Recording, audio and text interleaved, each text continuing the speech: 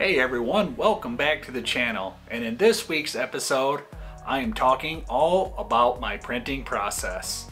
So a short while ago I made the announcement on both Instagram and on my Facebook page that I'm now selling prints. Now I'm still working through the actual website, and as time goes on, hopefully in the near future, I will make that website page a little bit more accessible for everybody. But today I wanted to talk about my printing process because I've been getting a lot of questions about how I do everything from selecting a photo that's available to print to what type of paper do I use, what type of printer do I use, and all sort of things like that. So I figured that this episode I would sit down and talk about these things and give everybody a little bit more in-depth look about how I do everything from start to finish. So let's go, let's make ourselves some prints.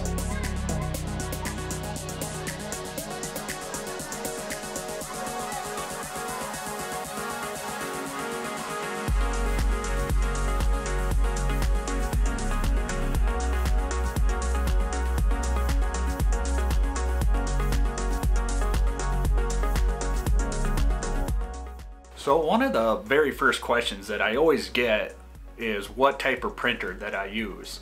Well, the printer that I'm using is the Canon Pro 100. I purchased this printer a few years ago, and by and large I have been pretty satisfied with it. It has some limitations, it has some negative things about it, but by and large I really like this printer. It's inexpensive as far as pro printers go. It has a pretty good ink management system in it, and it's just something that I really enjoy doing. Now a few weeks ago you may have seen on my channel that I didn't really enjoy the whole editing process all that much, and that's true. Editing photos was just like a job to me, you know, to help bring out what I saw in the field. I usually don't do a ton of Photoshop with my prints, just, you know, here and there I take out little things, or I might want to enhance a certain part of the picture, but the goal has always been to make the scene as close to what I've seen as when it comes to my post-processing. And that relates to my prints. When I select a print on my website that's available for purchase, you'll notice that not all of the photos on my page will be able to be purchased yet, and that there's some pictures that I do offer for print that are not on as a portfolio. And there's many things that go into this decision process. One of the limitations I found on my printer was because it's a inkjet dye base, you know, it's not pigment based, the color replication can only go so far. So I've always been very careful about what pictures I want to print, and by and large it's been fairly successful. So what I would like to do now is show you guys how I go ahead and prep for print. So one of the first thing I'll do is I'll select the photo that I want. In this case it's a new one called Pastel Sunset, taken in Idaho, just south of Coeur d'Alene. And after I get the picture on and I find my settings that I would like to use, I go ahead and I create a soft proof. Now this creates an entirely separate copy in Lightroom. Then I go through and I choose what type of paper that I want. Because this is a very pastel type of photo, this picture is going to look really good on the Moab and Tundra paper, which is like a matte paper. Then I'll go through, I printed several times on this matte paper, so I kind of know what to do already. One of the biggest thing is I'll up the contrast and up the vibrance and everything. And I'm always paying special attention to the histogram. And once I get satisfied with that, I go ahead and export to Canon Pro, to Canon Print Pro. I find this to be a very good software system that keeps the border straight and everything in line. Now that it's loaded, I go ahead and make sure that my settings are all correct. Because this is a 11 by 17 sheet, I'm going to choose the tabloid. Now, I've already created a custom setting to this as far as where I want my borders and everything else. So after I check everything and make sure that I'm on relative colorimetric, which to me is the best way to print, it's the most true to life, I go ahead and I'll send it to my printer. What I like about the Canon Pro 100 is that it's a wireless printer, so I can have it all the way across my room and I don't have to have any wires to trip over. So before I even start printing any type of print, I will go ahead and I'll clean off my work area. I'll wipe it down if it needs be, and then I'll take my little feather duster and I'll just get in on the top and all the nooks and crannies to help clear out any of the dust that might be in the printer. This can cause the specks of dust to actually adhere to the paper while it's printing, and then it will flake off, leaving little white spots. Now sometimes when this happens, it's small and I can fix it. Ben Horne did a wonderful video not too long ago about how he does it, and I'll link that in for you guys so you can go watch it. But mainly I would prefer for no dust to be in it. So after cleaning, I go ahead and I'll turn on my printer and I let it warm up for about 5 or 10 minutes before I even put in paper. The paper that I'm currently using is Moab paper. Now in the past I've tried several different kinds of fine art picture, regular photo paper. When I first started out printing, I was exclusive with the Canon paper because it already came loaded with the ICC profiles and the color correction. And overall, I really liked that paper because it wasn't that hard to soft proof. It mimicked the colors on screen fairly well. Now, what I didn't like about it was it always felt cheap in the hand. So I went ahead and I started to do my research about different papers. At first I tried Red River, and I did like that paper, but I had a lot of problem with quality control, and the ICC profiles just weren't all that great. Now most of these fine art papers, what you can do is you can print out a sheet of paper and it has all the different colors on it, and you can send that into the manufacturer, and after a couple weeks or so they'll send you a custom profile for that paper for your printer and your screen. But that's a lot of hassle, and I didn't want to really go through that, especially because with the Canon Pro 100, you only have 8 different ink dyes. I then, like I said, went to Red River and I tried the Canson papers, and I did like the Canson papers, but they were pretty expensive.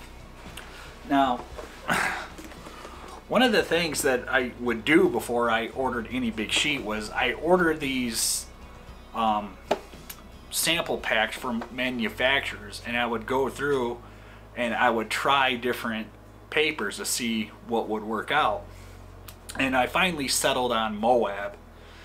The price, every fine art paper is going to be expensive, but the price wasn't too bad really for what you get. And 2 papers really stuck out with me. The first was the Moab and Tundra, the Bright Rag 300, and I was very surprised at how well the Pro 100 handled this paper. With the Red River paper, once you get into the heavyweight papers, it always seemed to struggle with the way it would lay down the ink, or the colors would be so drastically different even after I downloaded the correct profiles. It was just a mess. I remember going through 3 or 4, sometimes 5 pieces of paper before I got the right color, and even then it wasn't always that consistent. Now that being said, I still do use their 8x10 Arctic Polar Luster. I've always had great success with that, and I use that for my thank you notes, which I'll show you guys here in a little bit. So the Enchandra is a cotton rag. It is a matte type of paper, and it's very heavy, very thick, and I just love handling it. The second paper that I use now is the Juniper Burrito Rag 305 weight, once again by Moab. And I just found that this was this is one of my favorite papers I've ever printed on. I'm a big fan of that semi-gloss type of look. I've always found matte a little hard to work with, especially with my lower end model printer. Now that I say it's lower end, you know, this is still a professional photo printer, but you know, you got the Canon Pro 1000, which I'm hoping to update soon. You got the 2100 series, the 4100 series. You know, those are very, very high-end printers, but for mine, I really love this Juniper.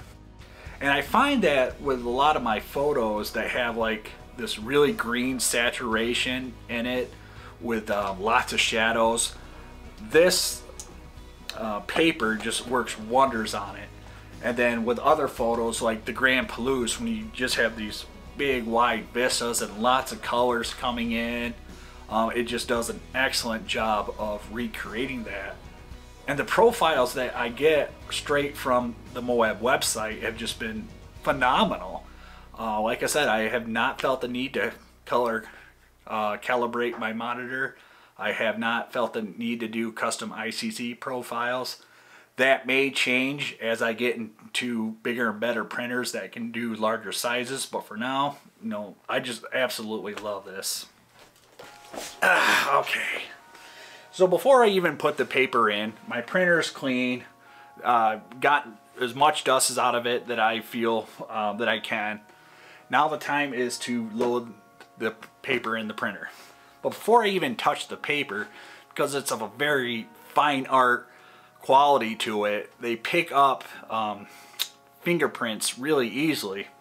I like to use these jeweler gloves. So I got these off of Amazon. I think they're like $5. Made of cotton, but they won't hurt my paper. So after I load my paper, go ahead, we'll get ready to print.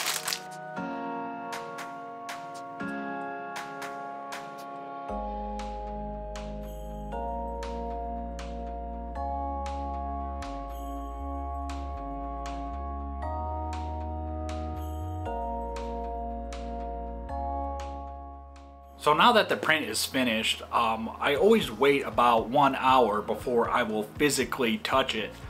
This will give the ink time to set, and this is especially crucial when you're printing on these matte type photos, especially for your ink dye based printers, because it takes a while for that ink to set up.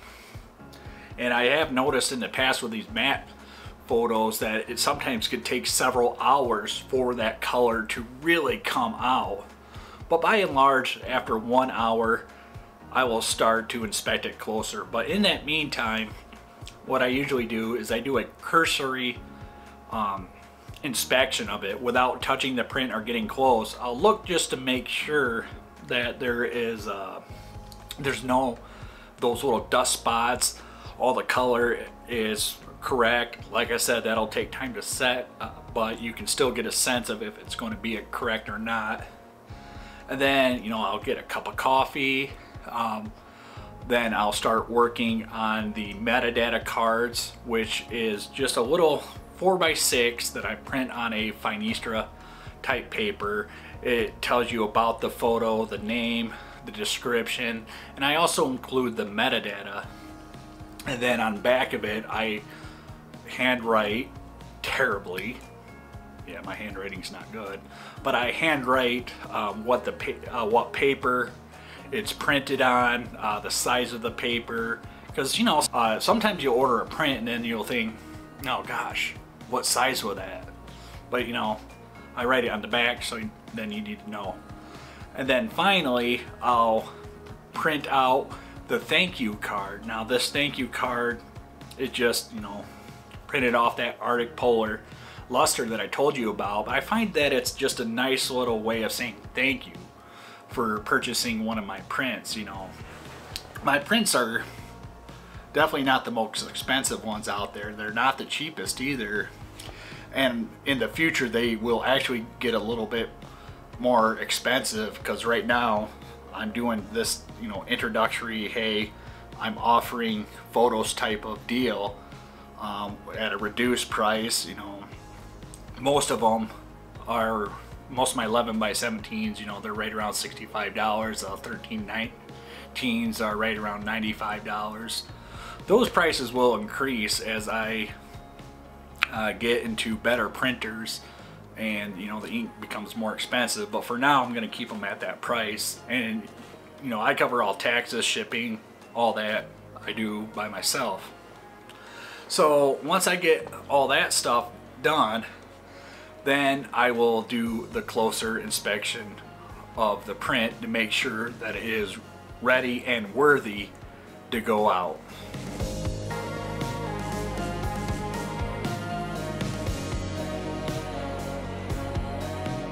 So it's been a few hours now.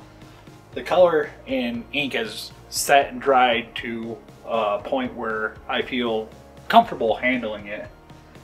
So the last thing for me to do now is to go ahead, look everything over once again. I already did the cursory glance on the printer to make sure everything was okay, but now I'm going to go take a closer look to it, make sure there's no dust spots, and basically make sure that the print is as perfect as I can get it.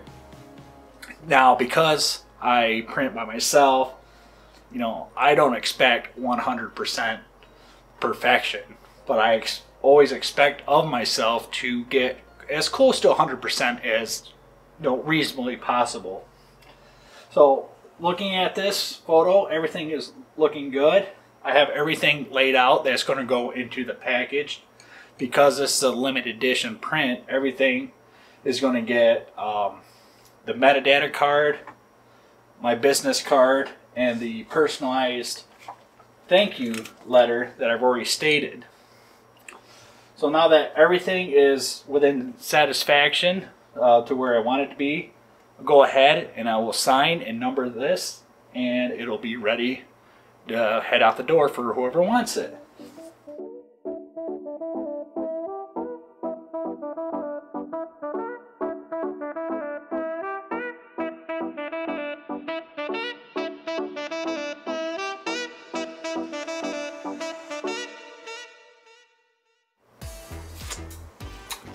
Okay, so now everything is numbered and signed. This, of course, is the first time I printed this particular piece, so it's going to be a 1 of 50.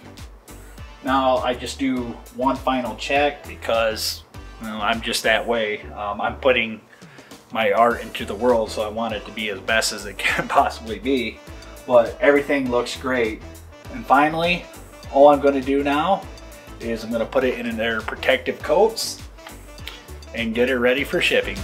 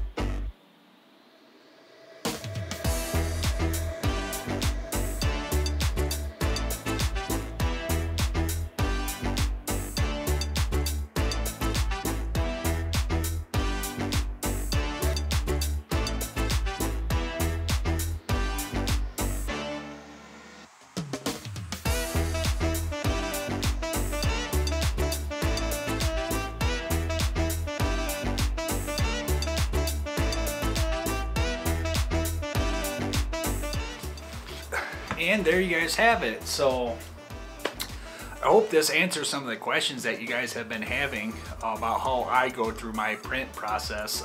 Truth be told, this video was a little while coming, but as you can see, the end result, well, that's a really good photo.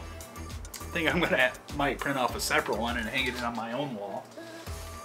So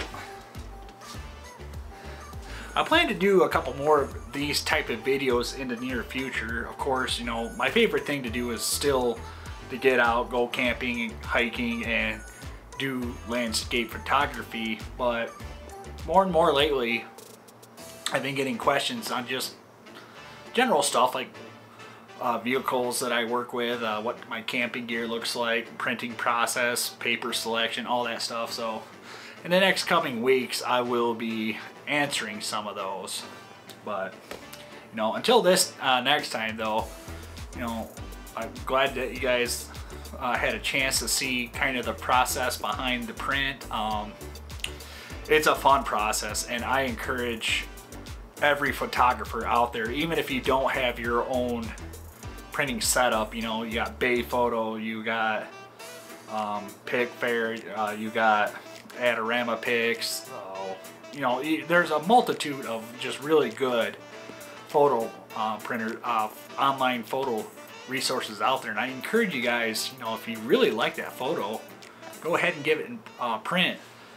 The advantage of online printing over self-printing is that generally once you're done with your photo, you send it to them, they soft proof it, you know, they have their entire process down pat. Whereas me, you know, I go through several iterations per picture, and you know, sometimes it takes 2, 3, maybe 4 times of printing just before I get that picture perfect. But at the end of the day, it's such a great feeling going out to the field, getting the photo, editing the photo, posting it online, but finally not only printing it and having that nice heavy fine art print in your hand, but you know, when I do sell one, it's the greatest feeling in the world. So you guys out there who've been wanting to print, definitely is something you should be looking into. But that's going to do it for me in this video. I thank you guys for coming along. If you like this video, go ahead and give me a like, a share, a comment down below. You know, your support is definitely most appreciated. And until next time, well, we'll catch you out there.